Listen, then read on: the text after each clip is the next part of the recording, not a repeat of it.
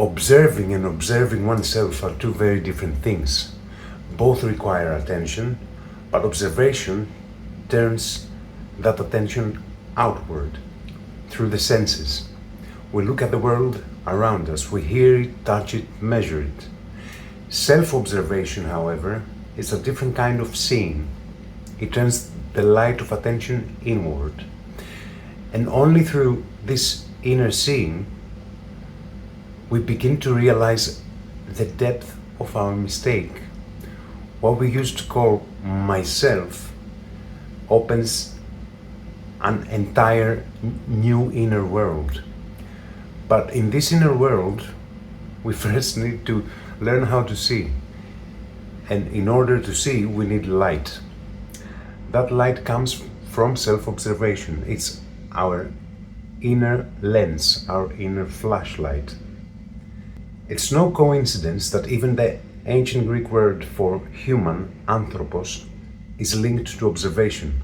In Plato's dialogue, Kratilos, Socrates explains that the word comes from anathron aopope, meaning one who reflects on what they have been observing. So the human being isn't just a creature that sees things around it. A human is someone who consciously observes, who seeks to understand what their senses are taking in. And if that's our nature, then self-observation isn't something strange or unnatural. It's our very tool for fulfilling our purpose, to remember who we are. We are observers not just of the world, but of our own selves. And what happens when we do observe ourselves? We begin to align our thoughts, our emotions and actions with what is beautiful and just. Inner balance is what we call mental health.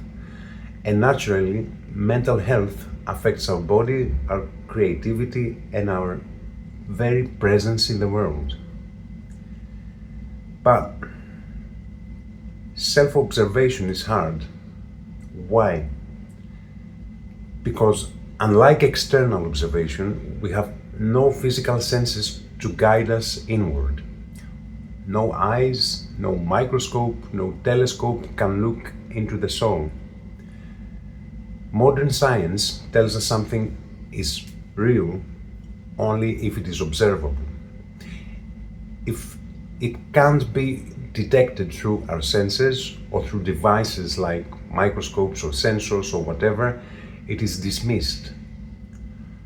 But where does that leave us if we cannot observe our inner reality? Plato, in the Republic, gives us the divided line. The divided line is a model for the levels of human understanding. And there are 4 levels. These levels are imagination, which is ikasia in Greek. Then we have belief, which is pistis. Then we have the intellect, which is diania. And the last one is noesis, which we could translate in pure understanding. The first two, imagination and belief, belong to the visible world. They are based on appearances, assumptions, and sensory data. But to reach the upper levels, reason and pure understanding, we must go beyond appearances. We must turn inward. We must observe not just what is, but how we perceive, think, and feel. Self-observation is the first real step in this journey, and perhaps it's the most human act of all. Let's analyze a bit all 4. 1. Ikasia, imagination or illusion. This is the lowest level of awareness. It refers to our perception of shadows, reflections, fantasies, a world of appearances. At this stage, people believe whatever they see without questioning it. There is no critical thinking, just passive acceptance. It's like mistaking a shadow for the real thing. You see everything through a distorted lens. 2. Pistis, belief or trust in the senses.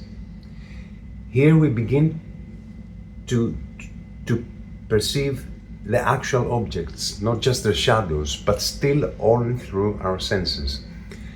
This is a step up, yet it remains tied to the material world. There is still no deep questioning, just surface level belief in what is immediately observable. These two belong to the realm of the visible, what Plato calls the world of the senses, which is always changing and always relative. 3. Dhyania, a reasoning or analytical thought. At this stage, we begin to use logic and rational thought through mathematics, analysis, and structured thinking. We are no longer relying only on the senses. However, even here, we still depend on assumptions and frameworks borrowed from the material world. This is essentially how modern science operates. Observing, measuring, analyzing. It understands many things, and yet it risks missing the essence. It can explain how, but not always why. And it often confuses the cause with the effect. It sees the result and mistakes it for the origin. And because of that, the equation is never truly solved, only rearranged. 4. Noesis, pure intellect or direct knowing, direct experience of knowing. This is the highest level of knowledge. Noesis is direct insight, an immediate understanding of the first principles without the need for assumptions or any sensory input. It is the realm of truth, where one perceives the idea of Agathon. It's not a conclusion drawn from analysis, but a knowing that arises from inner clarity, from a purified mind. Agathon is often translated simply as the good. But this translation flattens the word. It misses the essence of the word. It is not just good in opposition to bad. There's no duality here. It's not moral, it's not relative, it's not conventional. It goes beyond duality. In Plato's philosophy, the Agathon, it's not one idea among others, it's the source of all ideas. Just as the sun does not illuminate visible things only, but enables the very act of seeing, so the Agathon enables knowledge, truth, and being itself. It's not a thing. It's what makes things knowable. It is the light behind all meaning, and the word itself hides something deeper still. There may be a connection between Agathon and the ancient expression agan thin. Agan means excessively, to the outmost of something, and thin from theo, we get the word theology, theos, God. It means to run, to surge, to move with incredible speed. It implies energy. So Agathon might not mean the good in a passive sense. It's the very force that pulls us towards our higher form and the very creative force of the cosmos. It's not some hypostatic virtue, it is the very divine motion. And here it is where Noesis meets the word telos. Telos in Greek means not simply the end, but that which is fulfilled, perfected, and made whole. Telos is the destination of a human being. Telion means perfection and end at the same time. Telia, it's full stop, that like the full stop we put at the end of a sentence. Something that is being shaped. Agathon, then, it's not just an abstract good, it's the pull towards the wholeness, that telos, the inner fire that draws us towards what we were meant to become. And while reasoning, diania, and pure intellect, Noesis, both belong to the noetic realm, only Noesis leads us to what is stable, eternal, and truly real. And this is where self-observation becomes essential, because Noesis cannot be accessed by microscopes or telescopes. It requires a deep dive, an inward gaze. It requires light, and this light comes from self-observation. And in that sense, self-observation is not some strange spiritual add-on. It's the very path to regaining our natural human function, to see clearly both outwardly and inwardly. One of the aims of classical Greek thought was to bridge the external world and the internal world, to unite knowledge of the physical with the wisdom of the soul. This balance connects both the scientific spirit of the West and the introspective traditions of the East.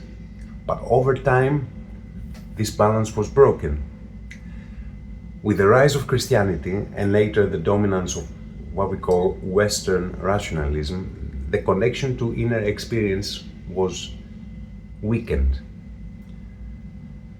Rational thought in the modern West is often just a filtered, fragmented version of Greek thought, read through a certain theological lens, or even from the materialist point of view, but often it's read sometimes carelessly, sometimes even deliberately distorted. While modern science begins with what can be observed, ancient Greek philosophy begins with what can be self-observed. Its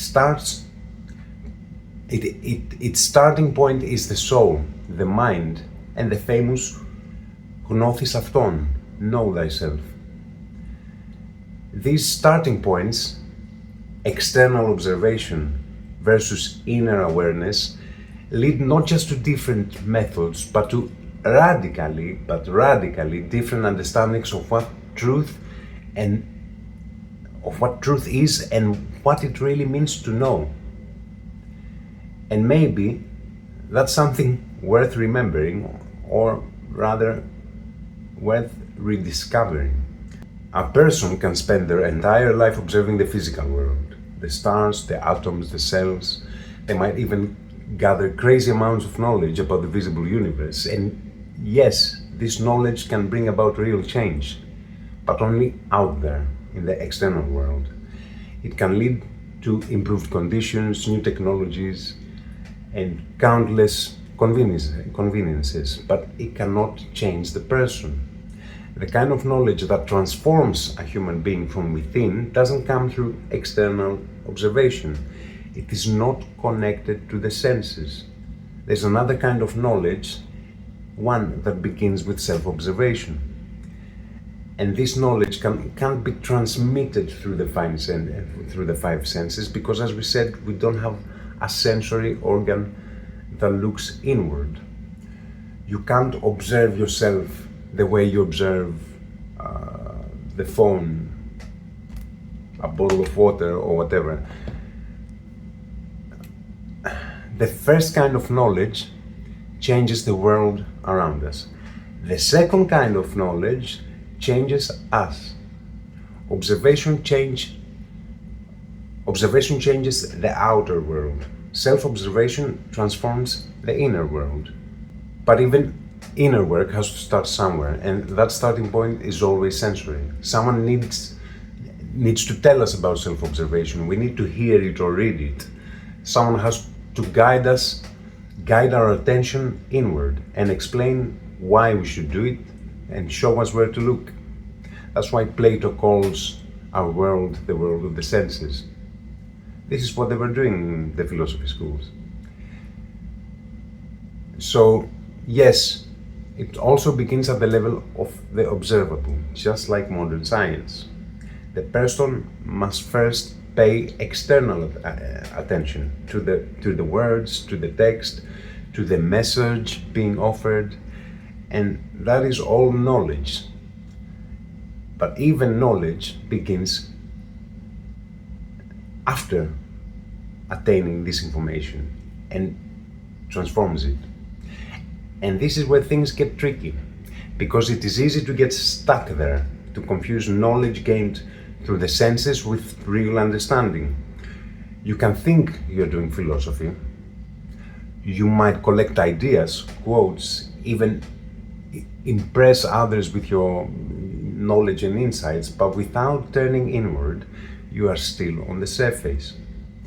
Unless a person has what Gurdjieff called a magnetic center, the inner compass that helps us sense the quality of different kinds of knowledge, they will confuse these two levels. They may even devote their whole life to philosophy, spirituality, or self-help, and still they will be lost in total confusion. Why? Because they never crossed that invisible threshold from the outer to the inner. They'll keep judging themselves based on what they see or what others say. They will never truly observe themselves. They will remain trapped in the realm of appearances without even realizing it. So what's the way forward? A person must make a clear distinction within themselves. There are two different realities that meet inside every human being. One is the external world, visible, shared, accessible through the senses, and the other one is the internal world, invisible, individual, and accessible only to you. The entire world might watch you and form opinions about you, but you can only truly observe what is happening inside yourself. You are the one who makes sense out of it all.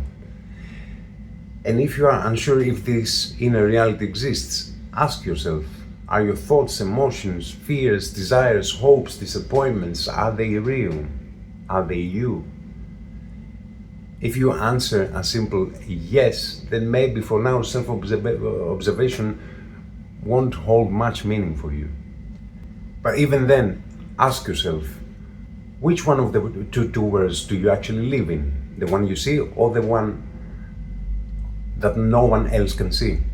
Most would agree we mostly live inside. That's where you feel joy, pain, sadness. That's where you suffer. That's where you get happy, and that's where you are awakened. And both worlds, inner and outer, are testable.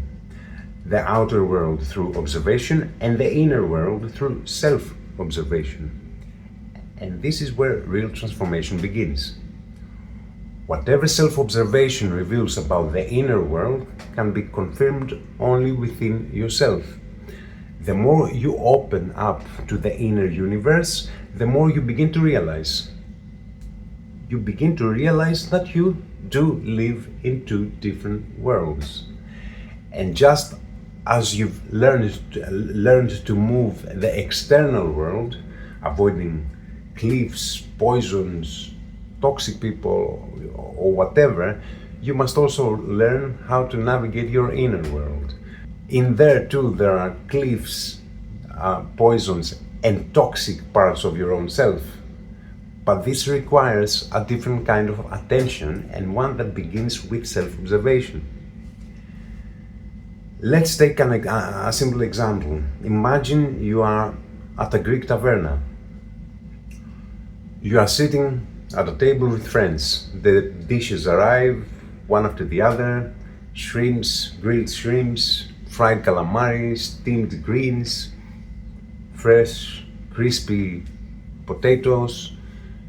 You touch your glass of rosé, cold with ice. You hear the sound of laughter and people chatting. All of this belongs to the outer world. But now ask yourself, what are you thinking? What are you feeling? Do you actually like being there? Are you uncomfortable? Are you joyful? Are you envious? Are you bored? All of that belongs to the inner world. It's like you are attending two different tavernas, two different feasts at once. One outside and one inside. And this is true for all our experiences. They are dual, external and internal. But which one is more real? Which one truly records your life? I would argue it's the inner world, because that's where the real rise and fall of your experience takes place. That's where you suffer, where you are happy, where you are shaken by doubt or getting stressed by negative moods. All this without even realizing that you are living inside a whole other world. And this world becomes visible only through self-observation. Only then do you begin to grasp the depth of your mistake. The inner world is the primary world you must learn to see first. As Plutarch said, Plutarch the philosopher, the mind sees, the mind hears. Nous, not mind.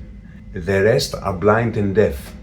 Nous ορά και nous ακούει, τα άλλα δε κοφά και τυφλά.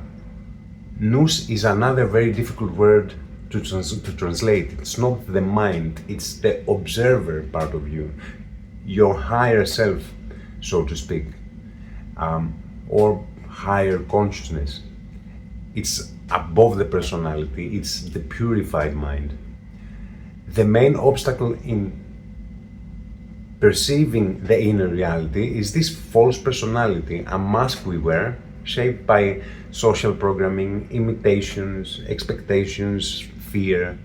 And this false self and its many habits and narratives form a very dense fog and unnecessary noise that distorts everything coming from within us. But when a stable inner center is formed, what Gurdjieff might call a fully developed essence, then we begin to establish a true contact with our inner world. This center becomes a kind of a center, a sacred fire within.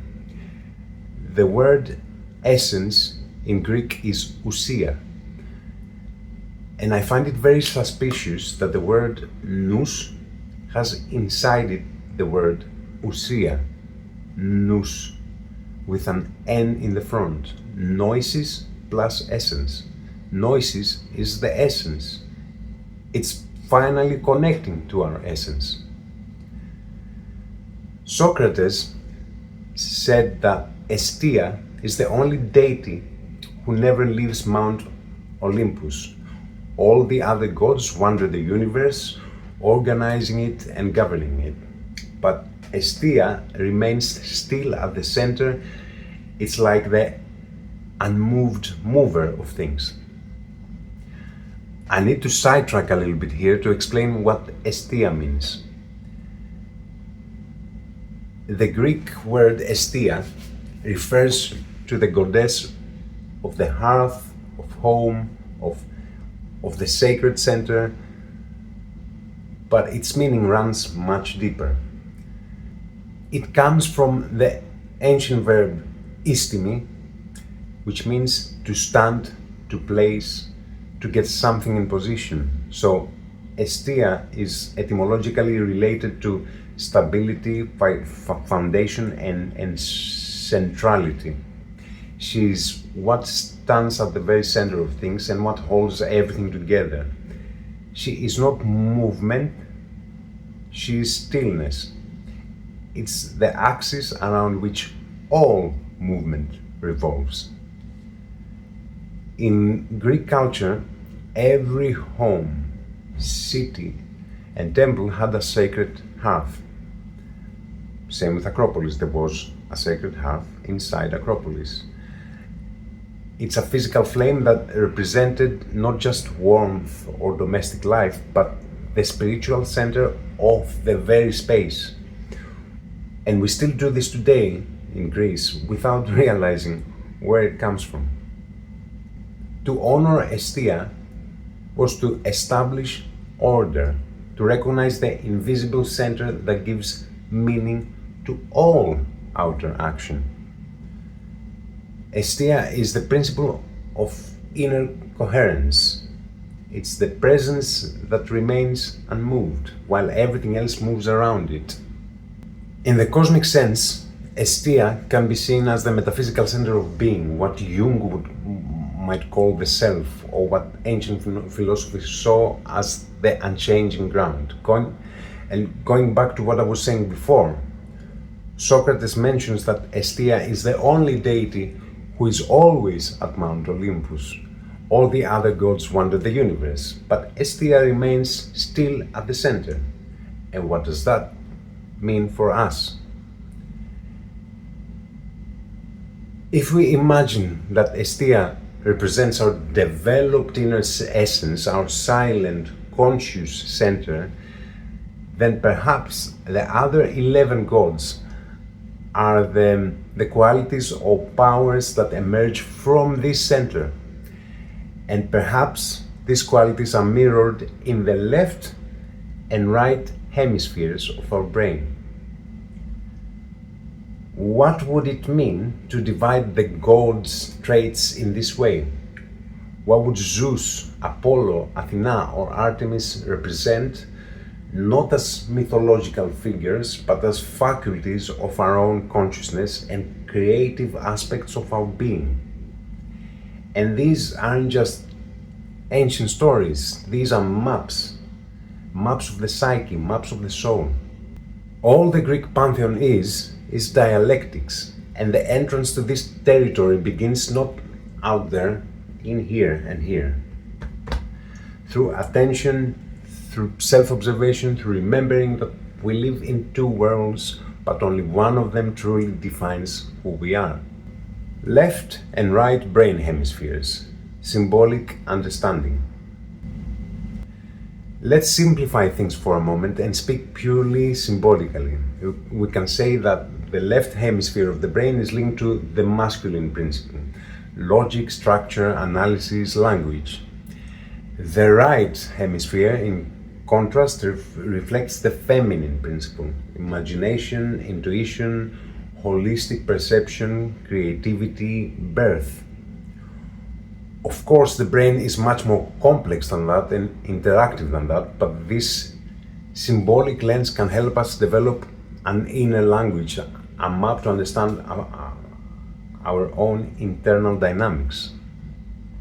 I've actually made a video on this topic, the union of the left and right brain hemispheres and what happens when they are not working together. The video is on my Greek YouTube channel, but I might create an English version at some point in the future. Now, let's explore this symbolic system of inner forces through ancient Greek mythology, not as superstition, but as deep metaphors for the human psyche. But before we go deeper, it's worth saying this. The names of the Greek gods aren't random. They are encoded with meaning, not just mythological, but linguistic, psychological, cosmological. If you study their etymology, you'll start to see something amazing. Each name holds clues about consciousness, energy, function, archetype, and the very foundation of the cosmos, of the world. But that's a whole video on its own. So instead of turning this video into a 3-hour epic, I'll explore these etymologies in a dedicated video in the future. For now, let's keep it simple and just look at how each major god corresponds to a core function of the human psyche and the brain. 1. Zeus, will, central mind. Zeus, the king of the gods, symbolizes the unifying will, the force that governs and organizes all the inner powers within us. He is the lightning bolt, the power of clear decision and higher logic, the central mind that brings order to chaos. 2. Hera, relationship, emotional intelligence. Hera, the goddess of marriage, commitment, represents our ability to bond, to dedicate ourselves to a clear, creative direction. She symbolizes emotional maturity and our sacred marriage with the higher emotional self. 3. Poseidon, depth, subconscious, emotional power. Poseidon rules the waters, the depths of the soul. Myth tells us that we live in his realm, and that is something that is symbolic of life's constant motion, calm seas, storms, tides of change, but a good captain is always revealed in the storm. And then there is Hades. His name comes from the Greek aidin, alpha, the prefix of negation, and idin, to see, is the verb to see, and it's the same root for the words idea, vision, insight in Greek. So Hades literally means the unseen or the invisible, but that doesn't mean just hidden from the eyes. It means hidden from consciousness. He rules the underworld, our unconscious drive. When we observe and purify these forces, they become sources of wisdom, intuition, and deep energy. And that's why Hades has another name. Hades becomes Pluto then. And Pluto is the wealth bringer. Plutos in Greek means wealth. 4. Demetra, nourishment, sustenance, creative care. Demetra is the goddess of growth, of cultivation, and the preservation of life. She represents not only the material care and material cultivation, but the inner nourishment of the soul, the spiritual cultivation, the quality of consciousness that feeds what we want to grow. And as the old saying goes, you reap what you sow. 5. Aries, action, energy, and courage. Aries is our raw impulse for action. It's the god of war. It's the fire that moves us. And when this energy is matured, this instinct becomes inner strength. It's the drive that breaks inertia and leads us to transformation. Just like a butterfly must break the cocoon to be born, we must break our mental limitations to awaken. 6. Athena, wisdom and inner strategy. Athena is born from the head of Zeus. She is the wisdom born of the union between will and thought, of emotion and intelligence. She is our capacity for clear insight and strategic right action. 7. Apollo, light, harmony, and higher perception. Apollo brings the light of clarity, harmony, and order. He symbolizes higher reason, the inner alignment with the idea of truth, the guiding light of our inner vision. He holds a 7-stringed lyre, just like the 7 energy centers of the body, the chakras. 8. Artemis, inner freedom, nature, and instinctual purity. Artemis is Apollo's twin sister. She moves freely through the forest, connected to nature and inner purity. Her virginity is symbolic. It means integrity of being, energy that is whole and unattached. She is the wild inner freedom that remains uncorrupted. 9. Hermes, perception, communication, connectivity. Hermes is the messenger of the gods, the bridge between realms. He symbolizes our ability to connect, to translate between our inner world and the outer world. He is the intelligence of motion itself, the deep understanding of logos, of meaning and pattern. 10. Aphrodite, love, attraction, creative union. Aphrodite expresses the forces of attraction. In her higher form, she is creative love, a unifying and beautiful force.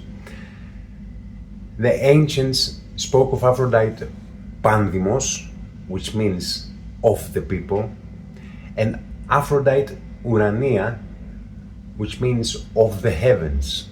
So she is the soul's magnetism. It's the desire to unite, to refine and uplift. And it is very closely related to what I explained earlier about Plato's Ikasia, Pistis, Diania και Noesis. 11.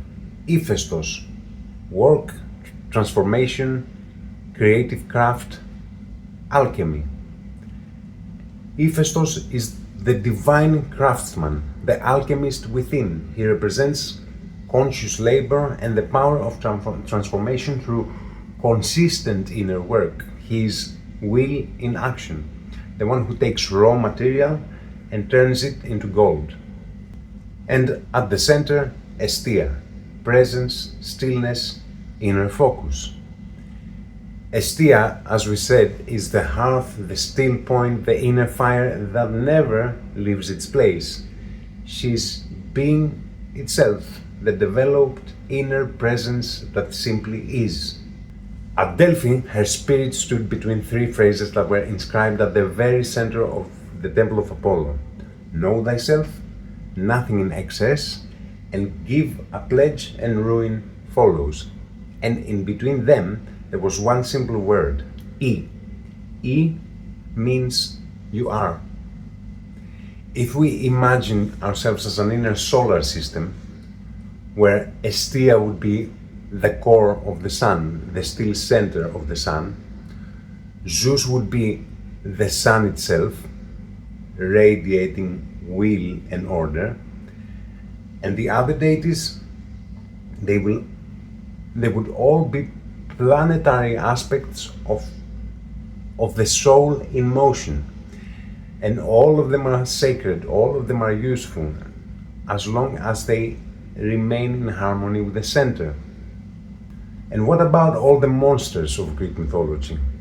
The monsters of Greek mythology, they are parts of our own psyche, distortions that emerge when we drift too far from truth and harmony.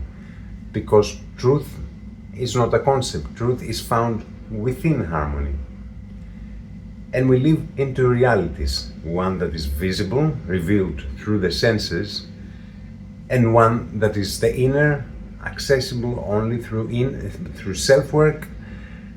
It's the purification of our emotions from our false personality and the reorganization of the mind, of sorting out our ideas. This is how real, healthy and creative thinking becomes possible, and how an inner harmonious order can be built. With the inner transformation of understanding, we begin to approach what Heraclitus calls the common logos, a universal harmony that cannot be sensed, but it's born through the labor of consciousness. This path progresses, as Plato described in his divided line, from mere opinion and reasoning, diania, to true noetic understanding, Noesis. And it's the exit from Plato's cave, the transition from shadows to the true vision of light, where consciousness no longer perceives only appearances, but the very essence of reality. A reality in which we are co-creators, as the great poet Odysseus Elitis once said. In essence, the material world is just a pile of materials. What we build with it, paradise or hell, depends on whether we are good or bad architects. I would like to close this video with a few fragmenta from Heraclitus. He says, "For those who are awake, the world is one and shared. But for those who sleep, each lives in their own private world. Those who don't know how to listen cannot speak." This inability to hear the common logos is the root of the cave world, a fragmented, subjective reality cut off from what is real. Heraclitus continues, "One must follow the common, the universal, for while the logos is common, most people live as if they had their own private understanding. There is logos in the soul that grows from within itself. Not by listening to me, but to the logos, it is wise to agree that all things are one. Though this logos exists externally, humans remain incapable of understanding it, both before and after they hear it for the first time.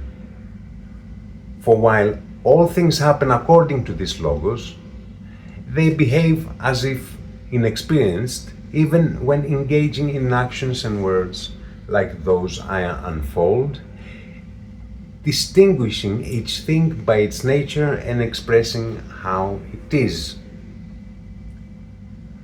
Most people are unaware of what they do when awake, just as they forget what they did in sleep. Though they lived in constant contact with the Logos, the one that governs all, they remain distant from it, understanding, and everything they encounter daily seems strange to them. Those who do not grasp the Logos are like the deaf. To them, this proverb applies: present, yet absent. Most divine things escape recognition because of disbelief. And finally, the foolish man is terrified by any logos. And what does the god Pan symbolize? This deity has been demonized over the centuries to the point where most people today think he is the embodiment of the Christian devil. He symbolizes everything. Literally, in Greek, Pan means everything, all. Pan is a god of paradox. At the lower levels, he appears godlike, wild, untamed, but at the higher levels, he is smooth, divine, and radiant. He represents raw nature, the wildness outside us and within us. He is the streams, the mountains, the animals, the stars, the galaxies, the cosmos, and our very own consciousness. He is the full spectrum of reality, from the crude, rough, distorted expression of truth, what we might call the false logos that Heraclitus was talking about, to the divine harmonious logos that reveals the unity of all things. And here's the key: where we stand within Pan is entirely up to us. We choose which aspects we align with, the wild or the wise, the unconscious or the awakened. And on the other hand, the god Dionysos, who is torn apart by the Titans, represent the human being, us. Humanity fragmented, scattered, and lost in pieces. But the myth doesn't end in tragedy. Dionysos is reborn. And just like us, he must rise again, not physically, but consciously. And he symbolizes the human journey towards reintegration, wholeness, and higher awareness. To put it simple, the Greek gods are very real, and they live within you. Wake them up. Thank you.